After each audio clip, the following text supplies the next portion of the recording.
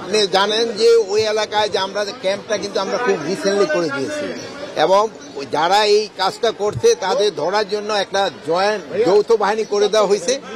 আপনারা কয়েকদিনের ভিতরে হয়তো ভালো সংবাদ পাবেন। এই যৌথ বাহিনী অভিযান চালিয়ে যারা এখানে ফায়ার করতে তাদের আমরা আইনের আওতায় নিয়ে আসবো।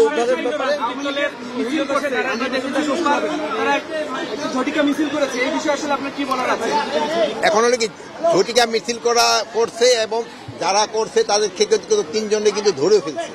আর এক্ষেত্রে আমি আপনাদের একটা অনুরোধ করব, এই ঝটিকা মিছিলগুলি কিন্তু আশেপাশে থেকে গেছে।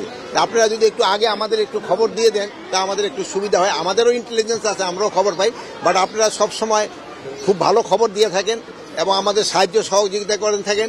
এই ব্যাপারে আপনারা আমাদের সাহায্য সহযোগিতা করবেন। শোনেন, এই জন্য আজকে অলরেডি আমাদের পানি সম্পদ মন্ত্রণালয়ের উপদেষ্টা বলছেন যারা অবৈধভাবে এটা দখল করে আছে তাদেরই কিন্তু আমরা আগে উচ্ছেদ করব। অবৈধভাবে যারা আছে আমাদের জায়গাটা আগে দখলে নিয়ে তারপরে কিন্তু আমরা খননে যাব।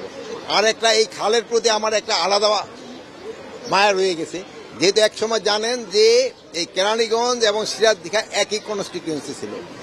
এই নবাব খাজা হাসান আজকারি কিন্তু ছিল সেটা নিচে। আর প্লাস আমি এই খাল দিয়ে আমি সিরাজদিঘা থেকে নৌকায় আমি এখানে আসছি।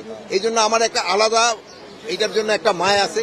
এটা যেন ভালোভাবে হয়ে যায়, এই জন্য যত ধরনের সাহায্য সহযোগিতা দরকার হবে আমাদের মন্ত্রণালয় থেকে আমরা করে যাব। এবং আমি আপনাদের কাছে অনুরোধ করব, আপনারা একটু সাহায্য সুবিধা করবেন। যারা অবৈধভাবে দখল করে আছে এই ভূমিদস্যুদের থেকে, তারাতে আপনারা সাহায্য করবেন। আপনারা যদি ভূমিদস্যুদের পক্ষ নেন তবে কিন্তু এটা সম্ভব। আপনার এলাকাবাসী, এটা আপনাদের সাহায্য এবং সহযোগিতা সবচেয়ে বেশি দরকার। যদি এলাকাবাসী সাহায্য সহযোগিতা করে তো এই খাল কারো শক্তি নেই এটা